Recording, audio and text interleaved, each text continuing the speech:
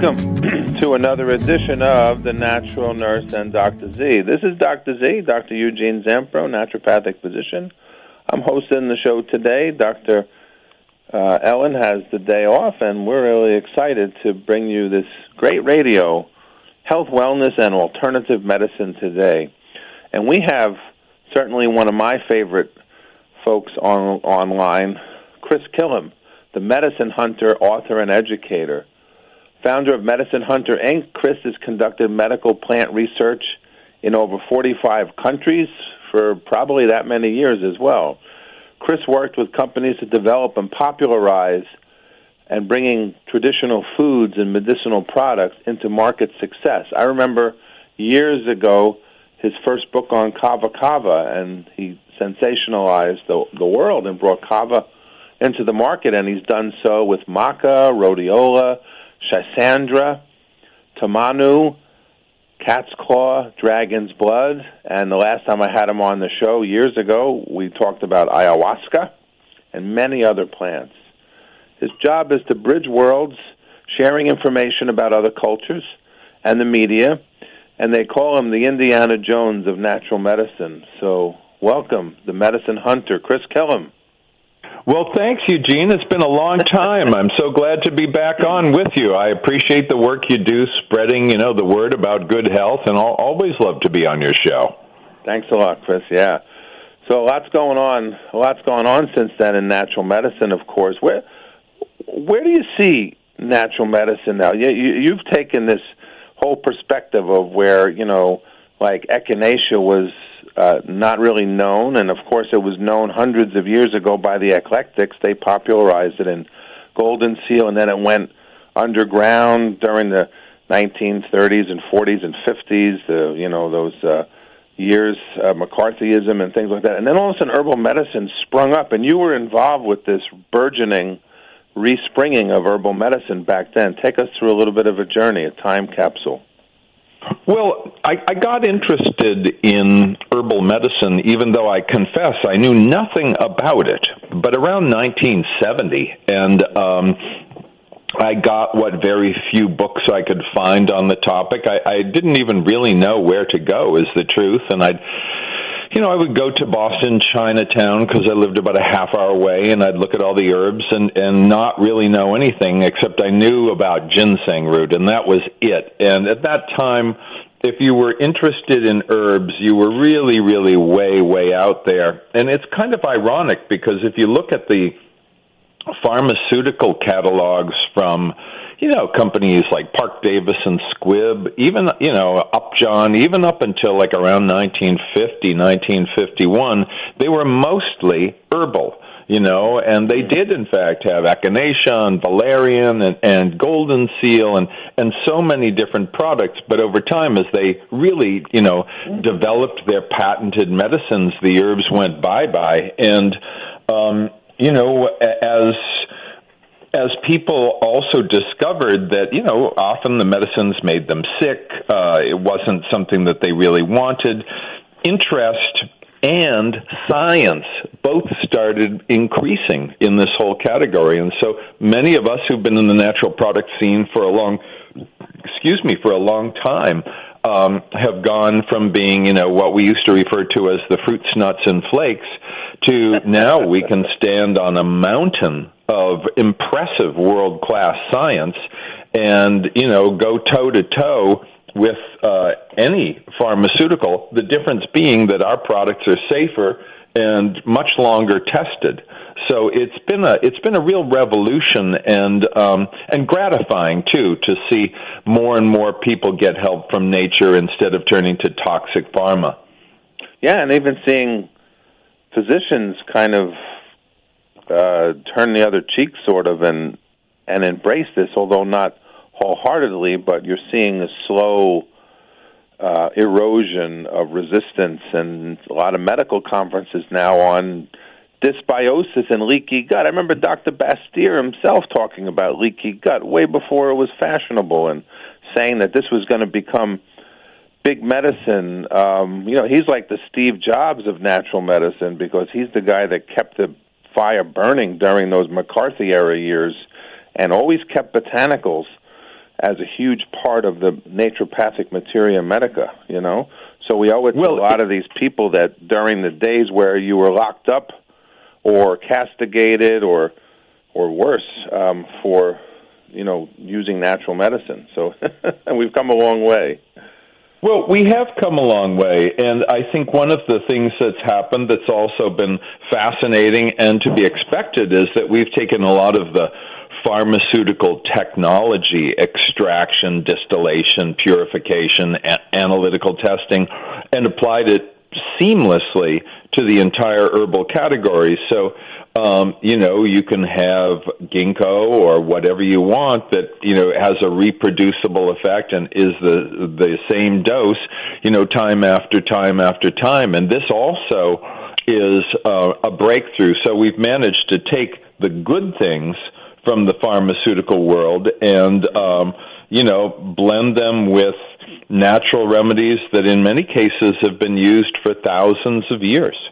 But you still love to go to indigenous places. We still got to get you to go on our Jamaica our ethnobotany trip to Jamaica, which is fabulous. But one of these days, I know you've told me about that before, and it really does sound quite remarkable. I have to say, I can send you some YouTube stuff. But but tell us about some of your interesting travels, and then eventually we'll get to talk about our topic today, which is ashwagandha, fabulous medicine. But why do they call you the medicine hunter? Well, I do travel all over the world investigating natural remedies, and I have been doing it for decades. And, you know, in India and China and the South Pacific and the Middle East and all over Africa and North and South Americas and, you know, in parts of the South Pacific. And, you know, I've been very fortunate to deeply investigate, as you said in the introduction, kava and maca and most of the adaptogens, you know, Panax, ginseng, and eleuthero and schizandra, rhodiola and ashwagandha. And the wonderful part for me is that in the course of, you know, checking out all of these various botanicals and helping to set up trade, you know, and sustainable practices, I get to meet remarkably talented people, herbalists and healers and shamans of all different types. And this has probably been the most beautiful education I could ever hope for. It has opened my mind, opened my eyes, given me a phenomenal sense of the world. I mean, in just the past 6 months, I've done projects in Malaysia and China and the Amazon twice, and, you know, I just got back speaking in Spain, and I was down in and I've just kind of been all over the place doing this, and it's very satisfying. It's wonderful to, you know, see what's out there, to meet the people who are the real experts, and, you know, to have the experiences of these different cultures, which are, in some cases, far, far different from our own. Yeah, very like India and the herb superstar of the day, ashwagandha. So let's talk about ashwagandha. Now, we both have a lot of, certainly, great respect for this plant. You know, I've been practicing for 30 years now, and, you know, I have the ability of not only being an herbalist, but I'm, you know, a clinician, too. I'm seeing people on this, looking at their lab work after they've taken the ashwagandha for many years, seeing changes. So it's fascinating to watch the evidence mount as we get a good clinical picture of how these very interesting plants work. But where does ashwagandha grow? I'm going to leave it up to you to fill us in on all these other details. Tell us a little bit about ashwagandha. Well, ashwagandha is a name that means smells like a horse, interestingly enough, and it refers to the root of a plant that grows in India and Africa and parts of the Mediterranean, but really has its most extensive use in the Ayurvedic system of India going back 5,000 years. And what we know is that in the among the 7,500 or so plants that are used in Ayurveda, ashwagandha is number one. It is really considered the king of herbs. It's an adaptogen. It helps us to adapt to, all forms of physical and mental stress. It enhances, cardiorespiratory efficiency. So it's, great for anybody who's active at all. It's something that is used in Ayurveda. I've met medical doctors, male and female, who work primarily with women patients, and pretty much everybody who walks in the door walks out with ashwagandha. It's one of those remarkable sexual and reproductive regulating and balancing herbs, and as is the case with other botanicals, you mentioned echinacea, and I briefly mentioned ginkgo. Ashwagandha not only enjoys a long history of safe use for stress, for sexual function, for greater strength and energy, for enhanced mental cognitive capacity, but it also enjoys human clinical studies for all of these, very positive ones. I've been working with the company KSM66 Ashwagandha because they've sponsored, I guess, about 17 human clinical studies so far, so on thyroid function and anti-aging and memory and cognition and so much more. And this is kind of exemplary of what I was talking about before, taking an ancient remedy that's been employed certainly by hundreds of millions of people over thousands of years very safely, and running it through the similar kinds of pharmaceutical evaluations, double-blind, placebo-controlled human clinical studies that we would expect with drugs, with really phenomenal results. I kind of have to chuckle, although it's not really that funny. Every couple of years or so, and I know this is true because you keep up on these topics, the pharmaceutical companies will announce that they're going to test a so-called, quote, female Viagra.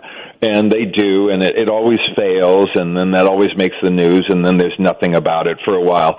But we have in ashwagandha the female Viagra, if you will. I mean, something that enhances overall sexual comfort, excitement, sensation, lubrication. It goes on and on and on. We have it now. The problem is it can't be patented. So I started out first. I think I first took ashwagandha in 1972 when I met Dr. Chandrasekhar Thakur, who's an Ayurvedic doctor who was quite popular at the time.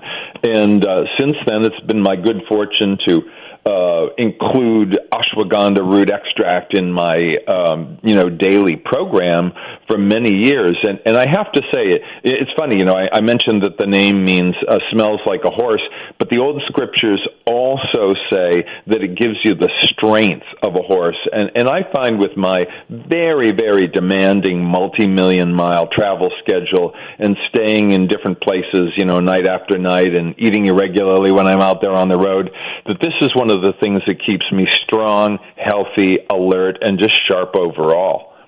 Yeah, I find it's being one of those rasayanas, which are these tonic herbs, which are safe to take every day. They do no harm. They seem to affect a multitude of endocrine and other systems, HPA and immune system and regulation. I mean, beyond what we've even studied, and also seems to focus on kind of balancing things, like we call that amphoterism in botanical medicine. So how could a plant do all these things? Because drugs are usually, like one-directional. They work to either suppress some biochemical thing or suppress one of the, cytokines or one of the interfering factors, or balance, block COX-2 in the case of NSAIDs.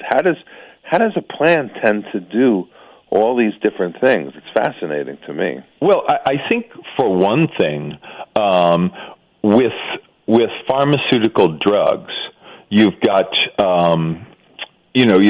typically in almost all cases you have a single molecule, and most of the pharmaceutical drugs happen to be, synthetic. And so, and yes, some are naturally derived. I mean, we have some chemotherapeutic drugs that are derived, but for the most part, they're synthetic. And so we haven't co-evolved with them, whereas we've co-evolved with plants. We share biology with them. They take in carbon dioxide and eat light and give us oxygen, and we use their juices and their starches and their sugars and their antioxidants and their vitamins and their minerals to keep us alive and healthy. And a plant like ashwagandha may have 700, 800 different compounds, and So as a result, it means that it can do a lot more. It's not just, you mentioned COX-2 inhibiting NSAIDs, non-steroidal anti-inflammatory drugs.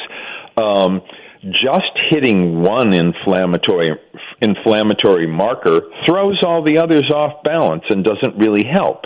I mean, it may help short term, but you're going to wind up with kidney troubles or liver troubles. But when you look at something anti-inflammatory like ashwagandha or like curcumin, for example, that hit all of the inflammatory markers, so NF-kappa B and 5-LOX and COX-2 and COX-1 and on, you get a much more whole, much more effective long-term solution to inflammation. So it really has to do with the fact that we've co-evolved with plants and that they contain hundreds of active compounds. Yeah, that's really interesting and very true, and we're just scratching the surface on what all these compounds do. And the other thing is, when we run the trials, we're giving the whole plant. We're not just giving the isolated compound. I see, some drug manufacturers may scoff at that, and they say, "Well, how do you know it works then?" How would you answer that? I'm sure you've gotten that question. I mean, at a conference. How we know that these things work are two ways. The testimonies of way too many thousands of people with consistency to be ignored. If every single person, you take 100 people and you tell them to step into a shower and you turn the water on and have them step out and ask them if they're wet. If 100 of them say they're wet, guess what? Without a human clinical study, you can determine they're wet. And, we've really fallen for the pharmaceutical industry's ever-receding line of what they want us to prove so that we can be the lesser cousin. But we have the testimonies of millions of people for some of these herbs, and we have human clinical studies. You can't show me a drug. You can't show me a single drug on the market today that does what ashwagandha does, that deals with stress and anxiety by lowering cortisol in the blood, that increases testosterone in weeks by as much as 15, 17%, that increases VO2 max by 5 or 6%, that enhances muscle strength and size and recovery, that improves female sexual function, that is absolutely proven to enhance cognitive performance, short-term, long-term memory, and so much more. There is no drug out there that does this, but there is ashwagandha. So we not only have something that compares favorably when the critics start, kind of niggling at the edges, but in a much, much superior manner with far-reaching and many more benefits. Now, see, it's an interesting plant.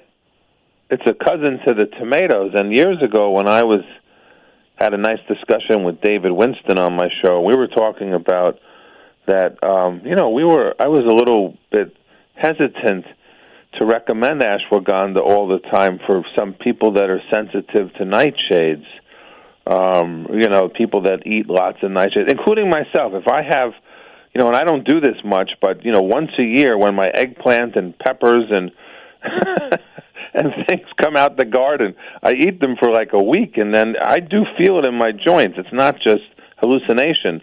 So some people do have a little bit of what they call a solanine toxicity or reaction or whatnot, whatever you want to call it. It could be a lectin. Maybe Dr. Diadamo knows more about that than I do. I should ask him. But nonetheless, ashwagandha seems okay for these folks, and me taking it every day myself too. It seems to be okay. So, and that's the definition of a tonic, or if you want to call it an adaptogen, or a rasayana. So, what are these things that you can do all the time that seem to balance us out there? Well, it's just like you can eat an apple pretty much every day of your life if you wish to. Why can you do that? They're just plain entirely healthy, and there's nothing unhealthy about them.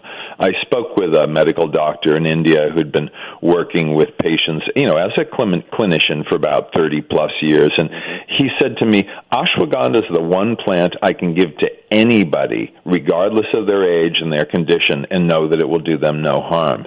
And that, coming from somebody who has as wide a range of medicines available as we do, I thought was really a strong statement. It just happens to be that some of these plants, Schizandra berries and other, nobody has a bad reaction to Schizandra berry.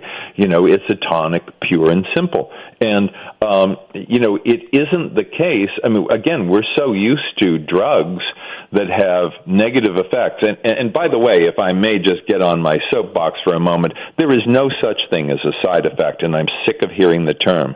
If you take Prozac and you lose your sex drive, that's the effect of the drug. Right. If you take Xanax and you get headaches and you're sleepless, those are the effects of the drug. They're not side effects. They're effects of the drugs. And we sometimes swallow language to minimize how bad this stuff is. And you don't get those negative effects with ashwagandha. You just don't get them.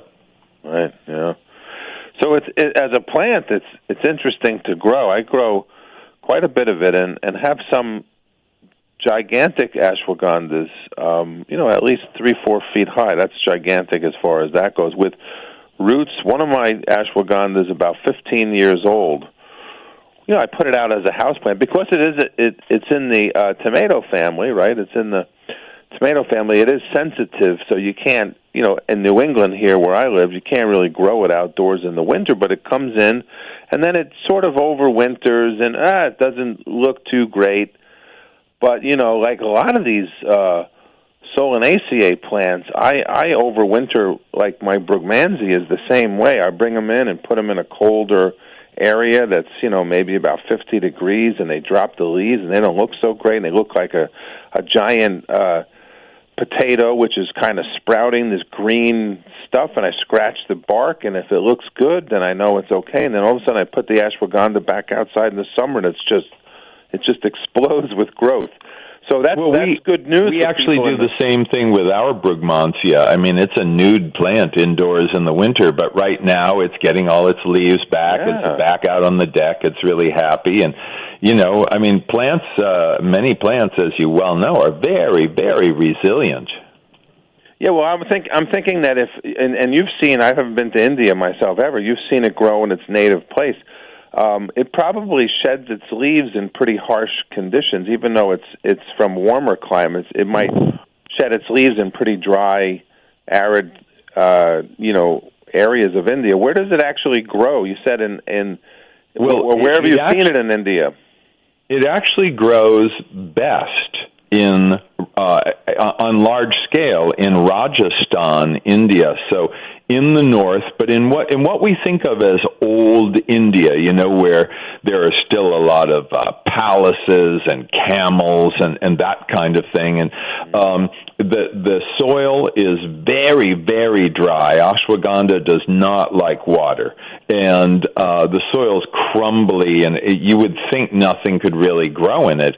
And yet within 6 months or so of planting seed, as soon as the plant starts to turn yellow, it tells you it's ready for harvest, and then, that gets harvested. So while you certainly can grow ashwagandha for many years, the commercial crops, for the most part, are only grown for about 6 months, and then, the roots are harvested, and, the plant is extracted. Okay. Yeah. I thought maybe like ginseng, the older the root, the better it gets, so I kind of overwintered I don't have reason to believe that is so.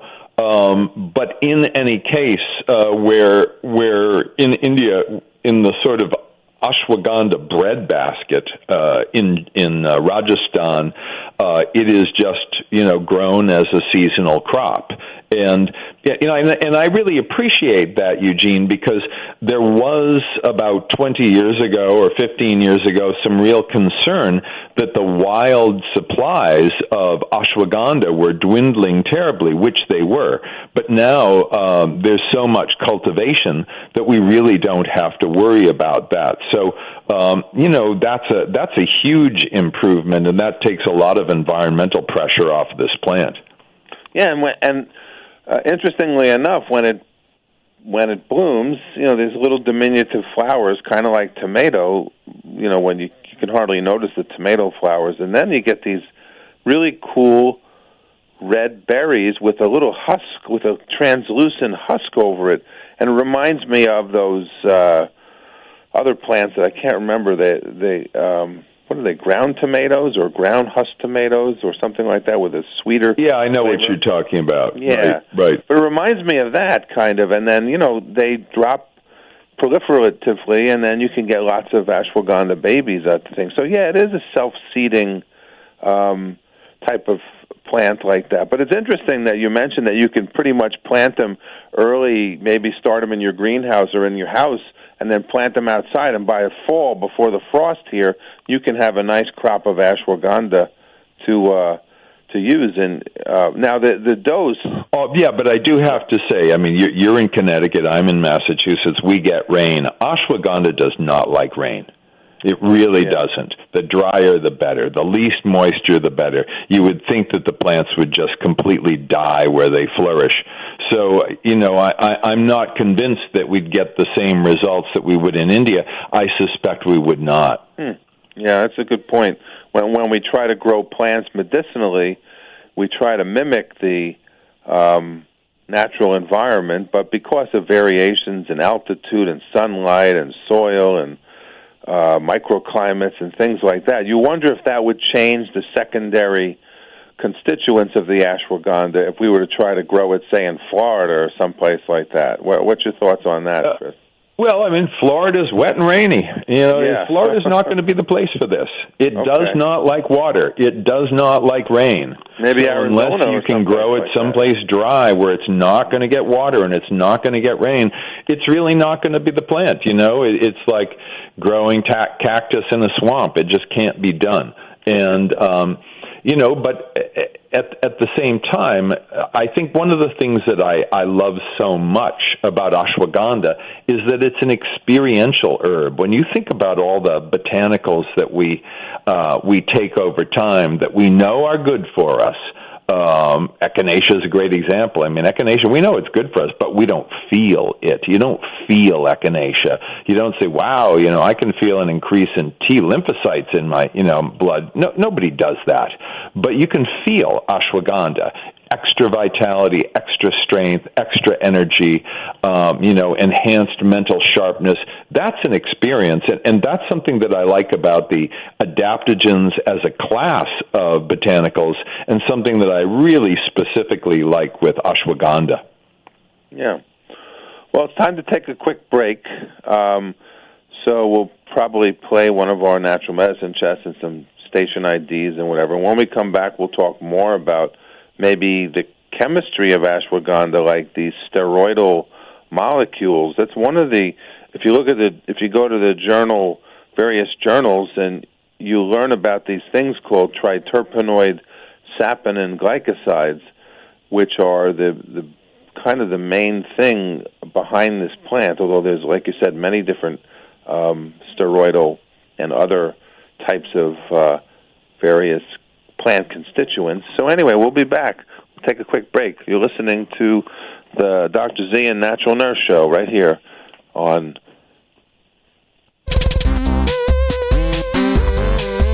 Stay tuned to prn.fm for more empowering ideas from progressive voices. We're moving forward, and we hope you're coming with us.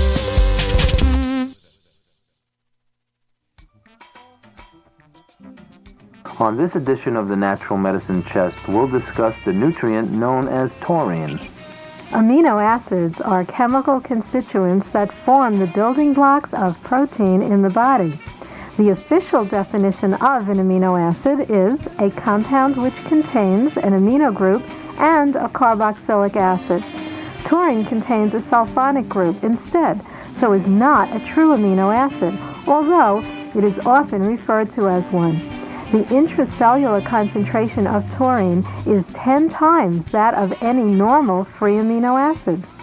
Taurine was discovered in 1827, but the significance of taurine in nutrition was not realized until 1975, when the journal Science published a study showing that taurine-deficient cats suffered from retinal degeneration.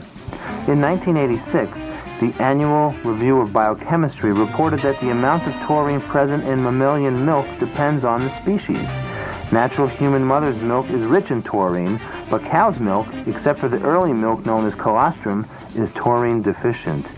Pediatrics Journal in 1983 printed a study which outlined several of the biologically significant functions of taurine, and an effort was then made to fortify infant formula by adding taurine. Some species of animals, such as cats, cannot synthesize taurine within their bodies, and so must receive it through their diets. Humans have a very limited ability to synthesize taurine, so adequate intake through diet and supplementation is important. The principal source of dietary taurine is meat of various types and shellfish. Even people ingesting sufficiently high levels of taurine may develop a deficiency due to the overgrowth of certain anaerobic intestinal microorganisms which consume taurine. Certain prescription drugs are known inhibitors of taurine uptake. The Journal of Neurochemistry published a study in 1975 which showed that taurine concentrations are extremely high in the retina. In fact, the retina contains 2 binding proteins specific for taurine. Research has yet to determine exactly how taurine functions in the eye, but deficiency of taurine has been found to lead to the degeneration of photoreceptor cells. Continued studies on taurine have linked its presence to several biological functions. Besides being a protector of the delicate tissues of the eye, taurine helps to neutralize oxidizing agents caused by ionizing radiation. Taurine is present in high concentrations in the normal heart. It stimulates white blood cell motility and protects cell membranes from free radical damage. Taurine has proven useful in epileptics to reduce or control seizures. It helps modulate the transport of substances such as sodium, potassium, magnesium, copper, and iron across cell membranes. Additional research supports taurine's role in preventing gallstones. So, as you can see, the nutrient taurine may be an important addition to your natural medicine chest. You are listening to PRN, Progressive Radio Network. Dr. Z, and I'm here usually with the natural nurse, and she has a day off, and we are interviewing Chris Killam, the medicine hunter, author and educator, and the founder of Medicine Hunter, Inc., and we're talking about ashwagandha, really, which they call winter cherry, by the way, and strength of the horse, and there's a couple other words that describe this fascinating and safe herb. Welcome, Chris. Well, thank you so much, Eugene. It's great to be on with you. Yeah, we're having a nice high-powered discussion on this great herb. It's great. This is one of the spectacular botanicals. I mean, you know, there's just a handful of botanicals that are this broad in their activity, this safe for everybody, this profound, and frankly, this well-studied. This is truly one of the very, very greatest of herbs. Now, it's interesting, when you look at the Latin name, Withania somnifera, now that, you know, things are named for probably a reason, I'm sure, and that has to do with sleep and its activity on the central nervous system. So despite the fact that it's a tonic herb, it's demonstrated sedative and anti-epileptic and other kind of, I would say, mellowing, hypotensive. I've seen people with blood pressure problems do well with this, and you said it increases the VO2, but at the same time reduces the respiratory rate in people that are pretty stressed out. What's been your, observation looking at ashwagandha on its effect on the CNS? Because it's called somniferum for a reason. Well, yeah, it's called somniferum because of its capacity to help you to sleep. And what's wonderful about that is it doesn't make you sleepy at all. It just happens to reduce cortisol, the primary stress hormone in the blood, and balance hormones in your body. And when you lie down to go to sleep, you go to sleep instead of lying there with buzzing bees in your head. And the more that we find out about the healing, nourishing, regenerative, effects of sleep, and the more we find out about how few people actually get a great night's sleep, the more I think we need this herb ashwagandha. So yeah, the name somnifera, the species name, is a tip of the hat to its profound capacity to help people get a good night's sleep. Even if you took it for no other reason, not interested in enhanced mental clarity, don't really care one way or another about a boost in your sexual function, don't really care that it makes you, more muscularly strong. If you just went after it for sleep, it's pretty much unrivaled. Interesting. Yeah, I like that. Because a lot of sedative medications cause excess sedation, just like this, what they call the hypnotics, and they're addictive too sometimes. But and this is not. It just does the thing you want. It helps you to get a good night's sleep. We naturally have the capacity. I'm very fortunate. I can go to sleep. I can get into an airplane, sit down, buckle up, and pass out. I can be in a car and you're do a the tall same. guy. Whatever. And it's easy for me. But I've also been consuming ashwagandha for a long time, so I'm sure that has been a help. I'm a tall guy. I have a hard time because I'm squished. They keep squishing the passengers into smaller and smaller spaces, but I guess that's okay. No. Travel stopped being fun. I mean, the actual air part of getting to places stopped being fun a long time ago. But, for me, that's my world. I mean, if I want to investigate tea in China, as I just did a few weeks ago, I got to do some real flying. If I want to investigate Tonkat Ali in the Malaysian rainforest, which I did a couple of months ago, got to get on a plane. There's no you did, huh? We should talk about that a little bit. Why not, right? Because, I teach men's health at the University of Bridgeport in urology, and I found that there were some interesting studies on Tonkat Ali for increasing testosterone, but some of the studies were done in a symposia. They weren't really pretty good, well-designed studies. I'm sure there's some other ones. And the other thing is you need to use a super concentrated extract that they... whereas with ashwagandha, the average dose would be like, say you were to get the powder. I'm looking at Kerry Bones' book here, about 6 grams of the powder. And if you were to take a tincture, you'd probably need about 4 teaspoons of tincture a day. If the tincture is usually like 1 to 5, And that's the problem with herbal medicine is consumers don't know about dosing. Like you could put ashwagandha in a capsule or Tonkat Ali, grind it up and put it in a capsule, but that's very different from these very potent extracts where they're standardized and then put in the capsule. So I don't think consumers know, and half of the health food store clerks don't really know what the right dose is for these types of things, and thus that's our job. That's our responsibility, to explain. I mean, extraction is simple, and I'm sure you've explained it 1,000 times to your listeners, but if you take a tea bag of, mint tea or whatever, you put it in a cup, you pour boiling water on it, and it turns into tea, you've just performed an extraction process. You've taken soluble materials, then the ground up pieces of tea leaf, and you've teased them out with boiling water, and then you drink them. And that is a simple version of what happens on a large industrial scale with botanicals. But you're right, Tonkat Ali, which is a profound, powerful sex-enhancing botanical from Malaysia, needs to be greatly concentrated to work.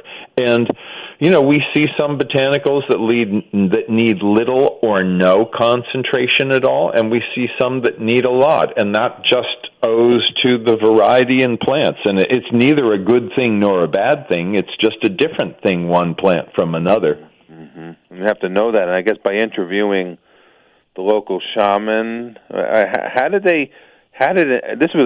being that you're on the phone, it's great to have you because I wanted to ask this question for a long time to someone who's experienced it. But like when they first were using Tonkat, how did the ancients or the shaman concentrate it so that it seemed to work, or was it just a matter of just drinking vast quantities of the tea, which was generally the most dilute way to take a herb?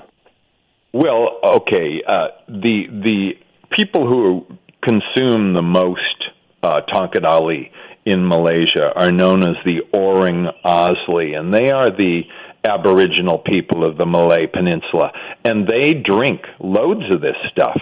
They drink a lot of it. It's exceedingly bitter. I mean, nasty bitter, awful bitter.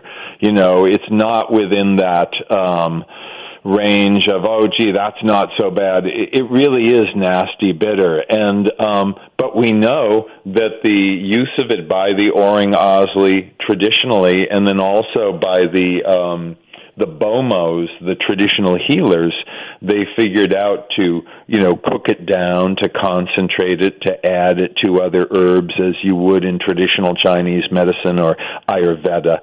But it's for sure far better to get it as a concentrated extract in a capsule that you don't have to drink, because the drinking experience will put almost everybody right off of it. Yeah, it's like I've tried it. It's like I think it has quasinoids in it, so it reminds me of bitterwood. It's intense and unnecessarily so, as far as I'm concerned. Yes, it's very bitter, extremely bitter, and probably a good anti-parasitic for those, because many of those quasinoids are like the bitterwood and bitter melon. So, well, tell in regards to anti-aging, for a lot of folks that are 50 and above, they're looking for something that's going to help them maybe keep their hair and possibly keep their prostate low and help their cholesterol and help them with minerals and keep their bones good and whatever, and their mind sharp as well. How can I forget that? So, and that's why I think that ashwagandha is it really is a today's botanical, because I don't know anybody who's grown their hair back except as a result of vigorous scalp massage with oils and herbs. I mean, I've heard of all kinds of supplements that grow your hair back, and they've all been explained to me carefully by guys who are bald. I don't believe any of it. But no, it's true, Yeah.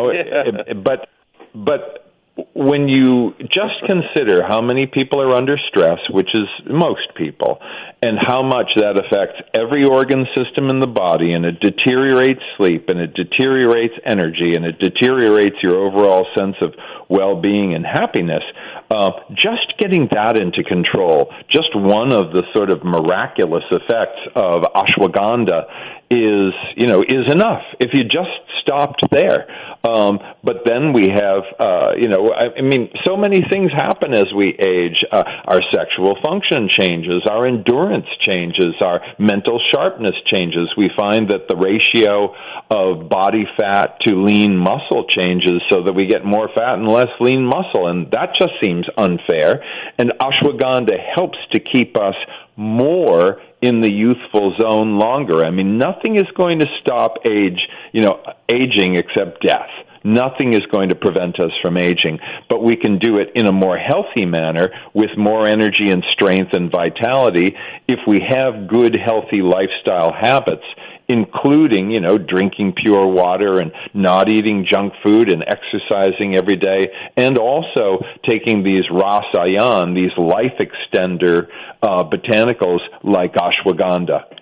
I read that there's been some interesting studies with mountaineers. There's the Himalayas have been in the news with some of these Sherpas going up and down to the top, and even 2 trips in one day or some amazing thing like that. And I know there was one study that I remember reading where the mountaineers actually used ashwagandha over a month, about 1 gram a day. It's not a lot, and it seemed to help them. So it seems like you mentioned it increases your oxygenation. It also, I remember speaking to my classmate, Virender Sodhi. He's a Ayurvedic doctor and naturopath. He's one of the few that have both degrees, and he wrote his book, Ayurvedic Herbs. Virender, if you're there, how you doing? He does listen to the program. And Dr. Sodhi told me that it's used for people that if you look at your tongue and you look at your nails, they're pale. Like people can stick out their tongue now as they're brushing their teeth or whatever, and if it's pale and the sclera are pale, that's a deficiency of blood of some reason. Now, what a deficiency of blood is probably many different things. It could be you're actually anemic per se, of which ashwagandha has a lot of iron, but it could also be many minerals too. And I find that roots tend to have more minerals than other parts of the plant. Is that true, Chris? Have you seen that? Well, it certainly seems to be the case. I mean, they're in the ground. They have the greatest exposure to minerals, and the minerals get taken up in the roots first. So yes, I would think that would be so. Yeah, and I don't know about ashwagandha and the Sherpas, but I do know that the Sherpas have been using rhodiola forever. They carry it in their pockets. They chew on the roots. But both of these will help in situations in which you have to have extreme endurance, and certainly climbing Everest is one of the most extreme endurance-heavy things you can possibly do. Yeah. So what about dosing and finding reliable sources as we come to the last 10 minutes of the program here?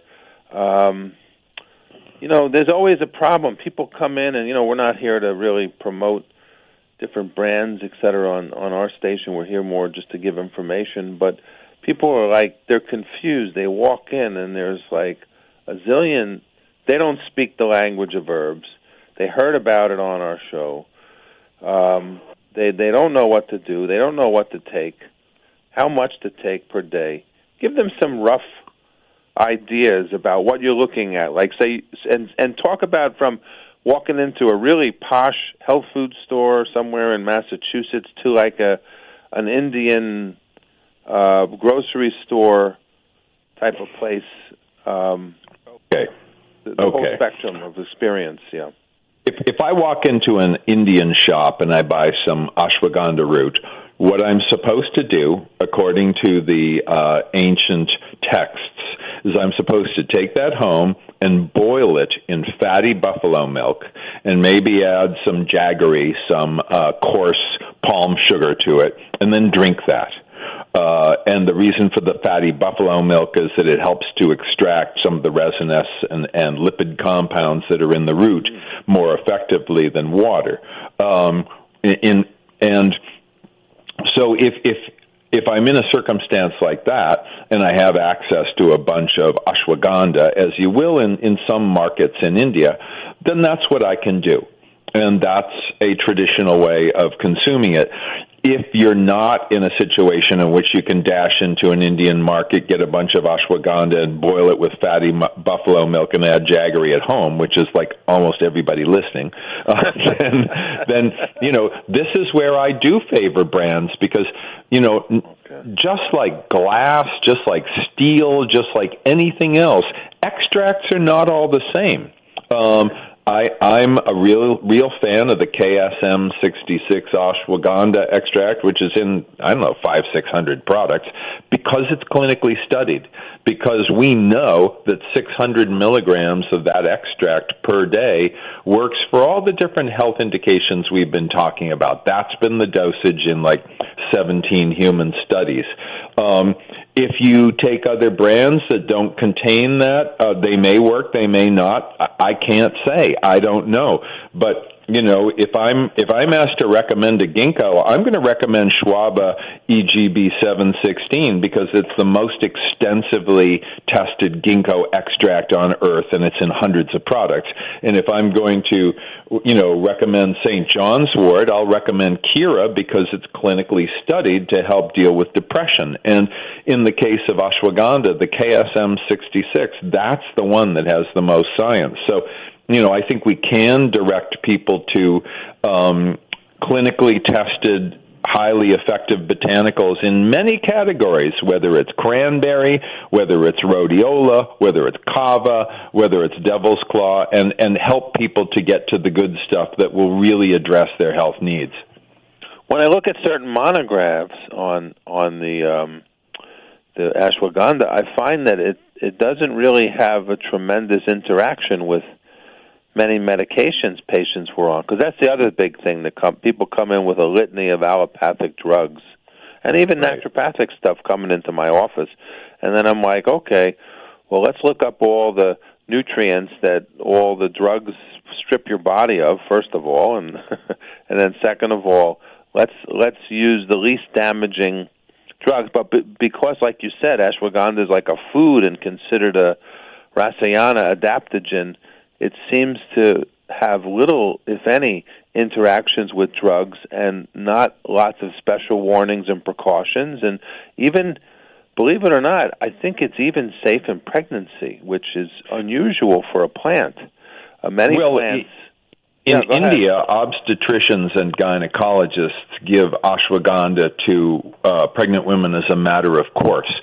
You'll find a pregnancy warning on pretty much every supplement made of any sort in the U.S., just so companies can stay out of legal trouble if a pregnant woman has a problem and blames it on the supplement. But it is the case that throughout India, women actually take ashwagandha daily during pregnancy so that they have a healthier pregnancy overall and a healthier birth. Wow, I didn't know that. That's great to... Yeah, and I know even afterwards, too, it's like they mix it with certain things, with milk and whatnot, to build up their iron content. And it's also good for women who have some menstrual dysregularities where they're having heavy bleeds either during or in between the menorrhagia type of picture. So we've even seen that, too. And I think it is fair to say that this is one of those botanicals that can revolutionize your experience of your health. If you can get somebody to sleep when they haven't been able to sleep, if you can get somebody to live without feeling, just anxious with stress, instead relaxed and having plenty of energy, if you can give people more, mental sharpness overall, this changes their lives. It changes people's lives for real. And not every botanical is revolutionary, but this one is. This one can, and the other thing I really like about it is you have a good experience with ashwagandha, and then maybe you try other botanicals that you were reluctant to try. I think in that way it's really a very positive gateway botanical. It's different. I found different patients have different readings about how fast it kicks in. So give it some. It's not like a cup of coffee where you're going to drink it and feel buzzed and energized right away. So give it some time. What have been some of the ranges of the effects of or the rapidity of ashwagandha's balancing of the various systems? A month or so, 6 weeks, 8 weeks? If you take it daily, I would say most people notice that they feel differently in a week or two. But, of course, I do believe that it takes longer, 6 weeks, 8 weeks, for your biology to really kind of be cranking in the way that it can with ashwagandha. Yeah. Especially if you're debilitated. But again, this is about developing a healthy lifestyle habit. Right.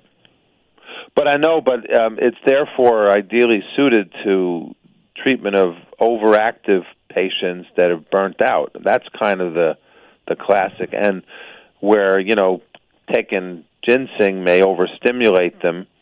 So again, a lot of time, when I had David Winston on and he wrote his book on adaptogens, he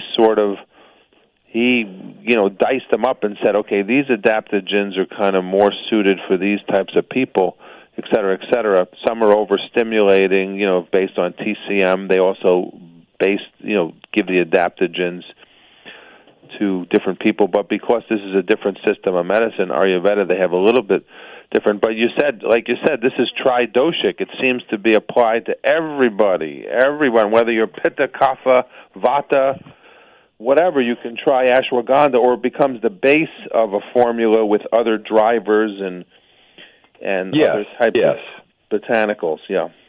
Yeah, exactly. It is really one of those rare for everybody botanicals.